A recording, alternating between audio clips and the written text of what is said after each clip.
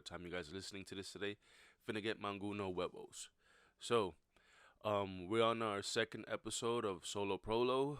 I'm just gonna talk about the Game Awards, a video game topic brought to me by one of our viewers, listeners, and yeah. Now, on to the show. So yesterday's news today.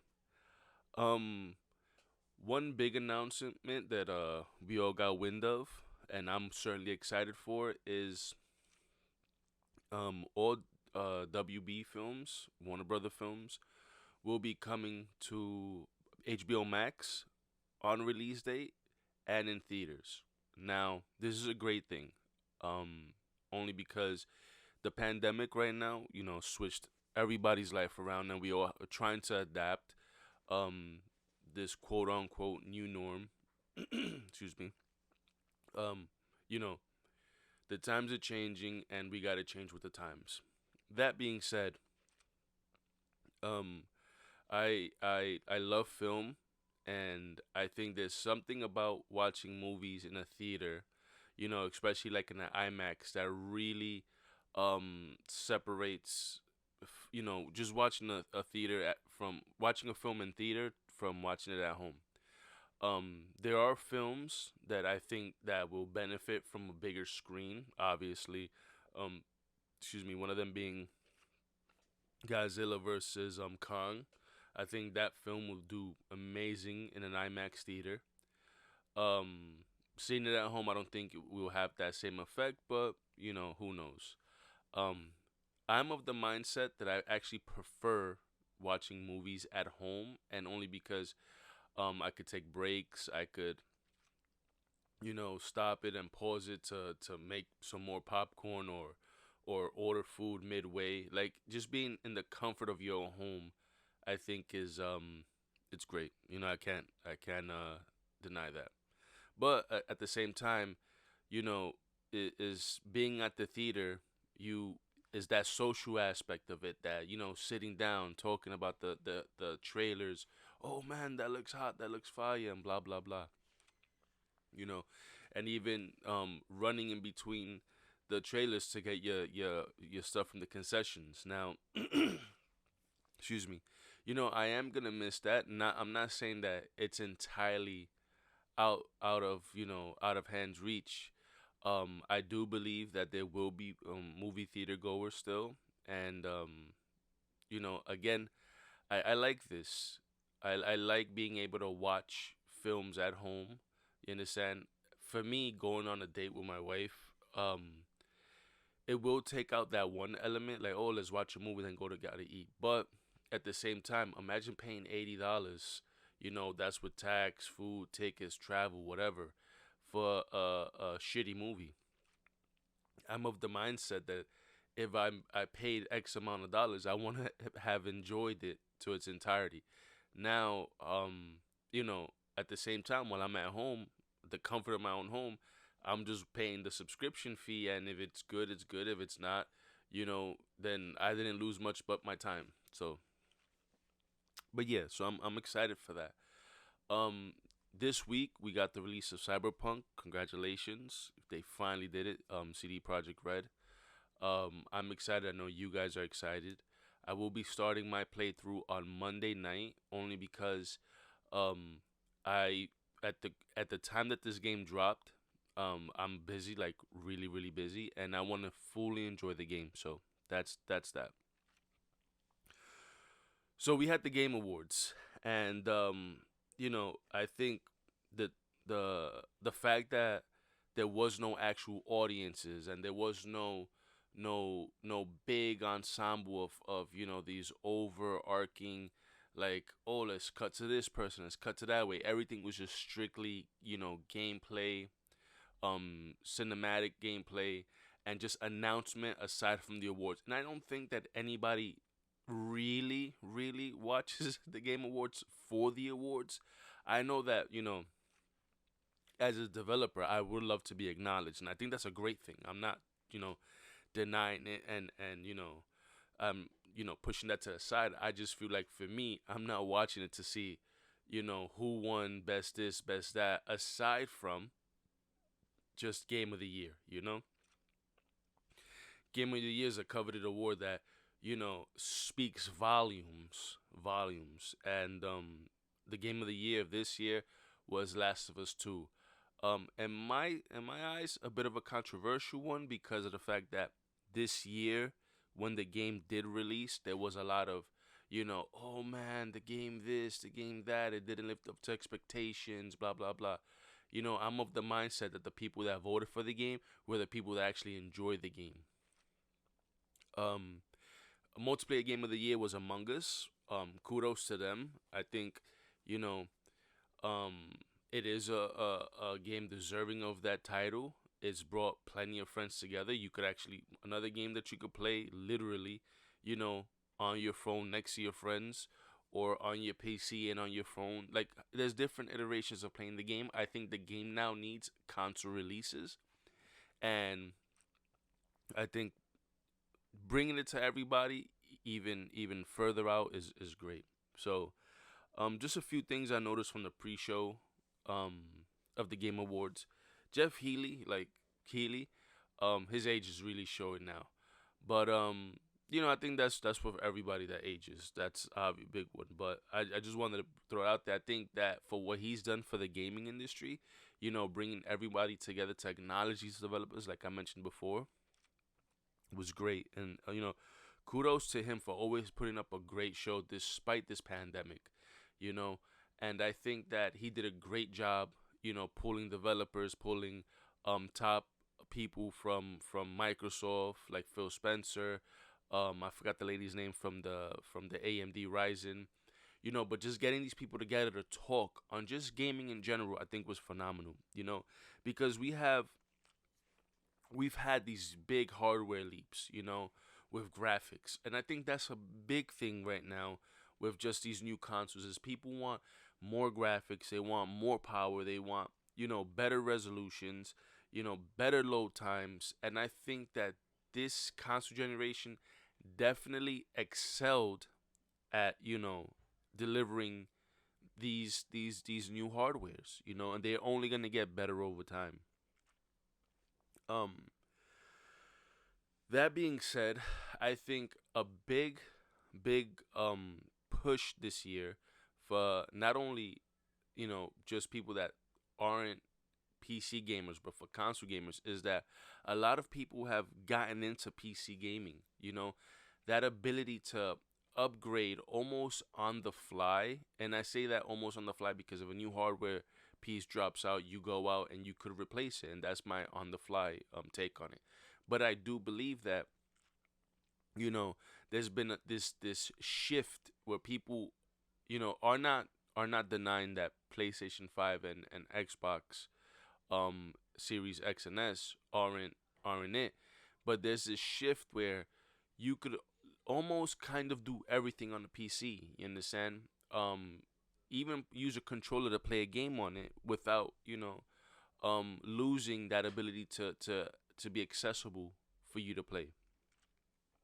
Now, um, there was a plethora of announced games. I'm just gonna read off a few that were notable in my opinion. Near Replicant, I played a little bit of the first one, and I'm more than excited to jump into this because this is supposedly a prequel to that one. So I wouldn't mind playing this one first and then going to Near Automata. So um, that game was followed by Century Age of Ashes. Then a big one that came out of Microsoft that almost seemingly came out of nowhere was Perfect Dark. I was calling it the drone game because that's what we was watching was a drone POV. And then Perfect Dark, followed by my I kept saying this for almost eons. We need Left for Dead. We need Left for Dead. We need Left for Dead. And we got this game called Back for Blood. It's from the developers of Left for Dead, and I'm excited. It has that four-player co-op, special zombies, hordes, story, getting from one save point to another, more missions. Um, I don't know if you guys played Left 4 Dead, but it is a drop in, drop out experience. You don't have to, you know, necessarily start from the beginning. You could join from any point, and I hope that they keep it that way. It was followed by Scavengers, then Legends, then the Callisto Protocol, Open Roads, Disco Elysium, The Final Cut, Dragon Age, Endless Dungeon, um, Crimson Desert, which is a single player to Black Desert. If you guys haven't played Black Desert, it's on Xbox Game Pass. It's on Steam. Basically, it's a MMO set in like this fantasy world. And I think is one of the best gameplays. Now it kind of is hindered by the fact that it is a always online experience and you have to be online to play it. But being that it's a single player now, I'm pretty sure that graphics and frame rates and all that will just be on par with, excuse me, with a single player experience without having to, lose anything else. Then we had the reveal of Call of Duty's new season with the Warzone, which comes out the 16th next week. Then seasons. Then there was The Past and the Furious, Fast and the Furious Zero, which was the game that had Vin Diesel CGI'd as this like warrior, like old combatant type person, and it was called Arc 2. It's supposedly a actual story based game. We only heard him grunting, and the graphics were kind of they were, to me, in my opinion, I didn't like them, and I don't see myself playing it. But I know that there's a demographic out there. There's a bunch of people that enjoy art games, so I'm almost certain that people will love this one. We had Fall Guys Ultimate Knockout Season 3, based around the holidays, Christmas, snow. I enjoyed Fall Guys. I think that it's a fun game. It's a great BR. It's essentially Ninja Warrior, and for that I give it good praise. Then we had Odyssey, Fist Forged in the Shadow. So this game um is about like animals. I was calling this Zootopia in the hood, and it follows this rabbit with like this big arm, this metallic arm, like almost like a Doomfist arm, and it looks okay, unique in its own way. And I think it has potential. Then we had Evil Dead the game, um, Ghosts and Goblins Resurrection, which, if you don't know, Ghosts and Goblins was probably the original Dark Souls because it was that fucking hard. And I'm of the mindset that if you could really muster the energy to play it and see it through, you get the reward at the end of completing such a hard game. You know, I just think it's good. Then we had gameplay from Returnal. It was announced at E3 this past year, and now we actually have some solid gameplay. It looked fun. It looked chaotic. It looked pretty good. Then we had an indie, Super Meat Boy Forever. I love Super Meat Boy. Again, I love those, platformer. You like each move you make has to matter. Um, then we had Road 96. It Takes Two. I'm excited for this game. I like puzzlers, and it's a co-op experience. And I think we are missing games like this, where you could sit down with a bunch, not a bunch of friends, but with another friend, and really solve puzzles together. And it looks very story driven, very pushed with a narrative, and I'm excited for that. Then we had Monster Hunter Rise. A demo comes out next month, and I'm excited for that. We had Evil West. Looked like Van Helsing, in my opinion. Scarlet Nexus. The Airship Among Us stage was announced. The new one looks pretty good. Then Master Chief was announced for Fortnite. I don't know if you guys know this, but earlier this week, um, Kratos had dropped, and the season started with Mandalorian. Um, and I'm sure people went, ape shit over Master Chief reveal in Fortnite, and rightfully so. He's iconic. He's a person that everybody loves in Microsoft, that knows him. Is synonymous for being part of Microsoft. And then for me, I not a person that I would care for to buy, but hey, he's there. Then we had describe of I don't know what the fuck I wrote here, but we're just gonna pass that one. Um, then mind. Ruined King. This was a League of Legends story mode, and then Humankind. And then the last few games, the last couple of games, honestly, was Medal of Honor. Is supposed to be a VR game, and then Mass Effect will continue. So essentially, Mass Effect was the last game that was revealed for the month.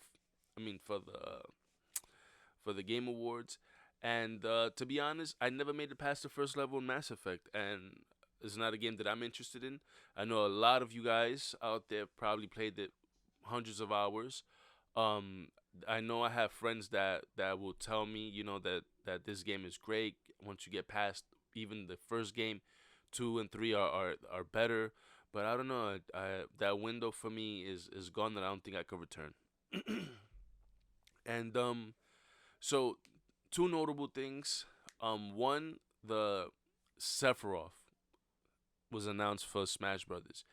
If you know me, you guys been hearing the cast. I love Final Fantasy VII, and when I seen Sephiroth and I heard the song and the slice, I went fucking crazy. I was like, oh my god, oh my god. I was part of a watch party last night, so it was a bunch of us watching it, talking over games, and they were like, "Oh man, Pro's fucking dream came true. Oh man, and I was just, I was ecstatic, man.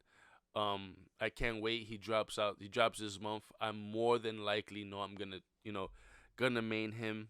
Um, Sephiroth is an iconic villain. He's the bee's knees, and thank you Sakurai, thank you Nintendo for actually putting this guy in the game.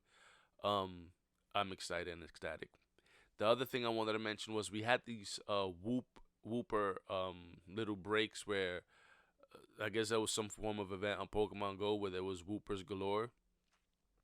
But that just brings me on my next topic. My only topic really is mobile gaming.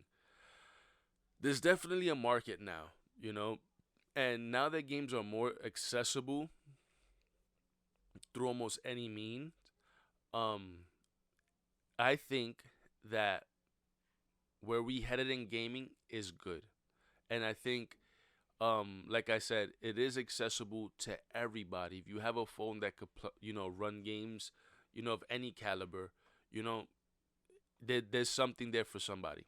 Now they've come a long way because before we had, what was it, Farmvilles and those puzzler games like the Bejeweled, but now we getting full fledged games like, you could play Grand Theft Auto on it. One of my personal favorites is the Call of Duty multiplayer, whatever it is called. I forget the name of it, but it's Call of Duty Mobile. And essentially, I just always play BR, and that's where I like to play.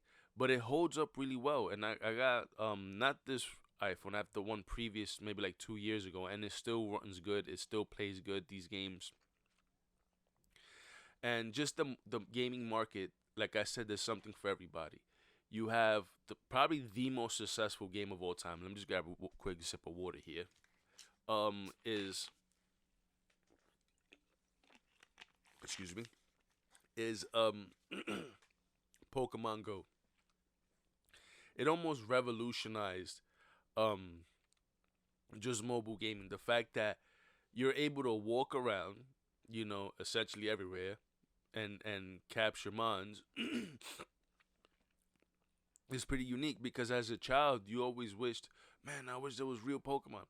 And this for now is as close as I think we're gonna get. You know, I don't ever see Nintendo dropping some form of VR and letting you go out and catch mons like that, but I think that this is the closest we'll get for the meantime.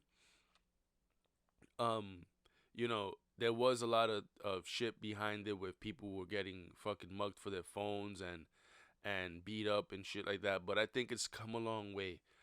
And people were driving while playing the game because they will find a fucking Pikachu in the middle of the road. But again, this goes back to mobile gaming. I think that there's this shift where people that weren't gaming before are now gaming in a sense of not your typical, sit down console, whatever, but you are sitting down because you could play these small spurts of games like traveling, like on the train. I know I played a shit ton of Pokemon Go myself, but Nintendo also dropped other games like the Mario Kart Racing, the Mario Run, Dragia story, some shit that I can't remember. But there's a plethora of games right now that you could play on your phone, especially with Xbox's Play Anywhere, where eventually I know they're in the middle of I guess working out the kinks, where you could play your Game Pass games on Apple devices, and I think that's great. Or being able to play them on any other device, Android. There's a big user base for that. And yeah, I just think, when it comes to mobile gaming, there's something for everybody. Um, First person, games, third person. There's a game that got announced yesterday. Um, what's that fucking guy? Just Cause is a mobile game for it, and it looks fun. There's a lot of mobile games on mobile. One that I play and I enjoy is Arena of Valor. You have Hearthstone. There's something for everybody. That's my point. And I think it's great for the gaming community. I think that the only one issue that I will say sucks is the gotcha games, where you obviously have to keep paying to play. Sometimes you got to pay to restock a certain energy and blah blah blah. But for the most part, I think that's why it is accessible, is because if the game is free, in order for them to keep pushing updates and pushing new content and pushing things, they have to charge for something, and I can understand why. But for the most part, there are games that you can play, still get the full experience, but at a much slower pace. There was this one guy that I worked with, and I'll leave it at this. One guy I worked with, he spent, and he showed it to me too. He At the time he already had spent like close to four, five, $6,000 on this game Clash of Clans, and he would buy gold, and I seen it like every paycheck was $100, $100 or even more. You understand? Because that's essentially, you want to be the best. So for some people, they pay to be the best. So next week, the guys will be back. Fats and Kri. Um, this was a little later than expected because I wanted to talk over the Game Awards, talk over the Game Awards, and yeah. So thanks for stopping by. Thanks for hanging out. Um, have a great weekend.